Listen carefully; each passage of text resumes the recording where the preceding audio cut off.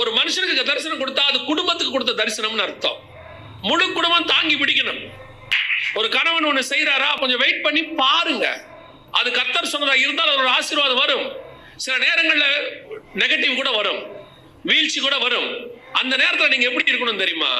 கூட இருக்கிற ஆளை நீங்களும் சேர்ந்து நசுக்க கூடாது. போட்டு ஒரு ஊழியத்துக்கு ஒரு மனுஷனோட போய் கல்யாணம் பண்ணி ஊழியத்துக்கு போய் அங்க ஒரு ரிசல்ட் இல்ல, அந்த இடத்துல ஒரு 10 பேர் கூட ரட்சிக்கப்படல, 5 பேர் தான் வந்திருக்காங்க, இல்ல ஒருத்தர் கூட வரலன்னு வச்சுக்கோங்க. அந்த ஊழியக்கார குடும்ப சமாதானமா இருக்குமா? முதல்ல அந்த கர்த்தர் சொல்லிதான் அந்த ஊழியக்காரர் போயிருப்பார். நான் ஒரு மிஷனரியை பத்தி கேள்விப்பட்டேன். கிட்டத்தட்ட ஒரு வருஷம் ஒரு ஆத்மா கூட வரல. ஒரே ஒரு வருஷம் ஒரு ஆத்மா கூட வரவே இல்லை.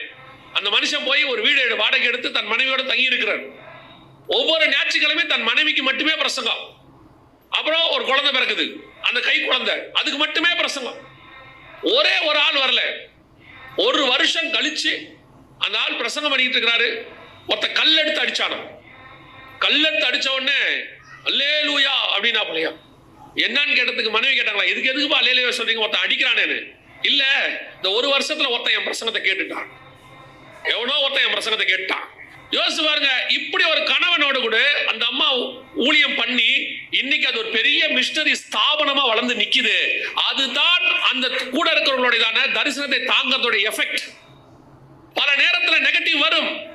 வீழ்ச்சி அடையாதவன் எவன் இருக்கான்? உலகத்துல வீழ்ச்சி அடையாதவன் எவன் இருக்கான்? இயேசு கிறிஸ்து ஒருத்தரை தவிர வீழ்ச்சி அடையாதவன் ஒருத்தன் கிடையவே கிடையாது. ஆனா நீங்கள் அந்த வீழ்ச்சி அடைகிற நேரத்துல அந்த தரிசனத்தை தாங்கி பிடிக்கிறவர்களா இருக்கணும். தரிசனத்துல போகும்போது எல்லாமே நீங்க நினைக்கிற மாதிரி நடக்கும்னு சொல்ல முடியாது.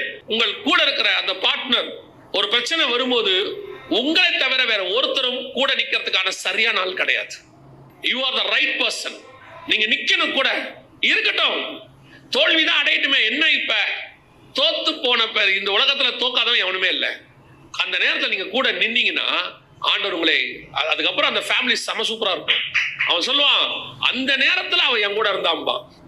கணவன் என்ன சொல்லுவாருன்னா, எல்லாரும் போயிட்டாங்க, யார் நின்னது? நானும் என் மனைவியும் தான்பா. அந்த இடத்துல நீங்க நிக்கணும். அதுதான் ரொம்ப இம்பார்ட்டன்ட். இங்க நம்ம அங்க செய்ய மாட்டோம் பாருங்களேன். நம்ம ரொம்ப அந்த தரிசனத்தை தாங்குறவங்களா இருக்க மாட்டோம். முதல்ல அந்த தரிசனத்தை தாங்குறவங்களா மாறுங்க.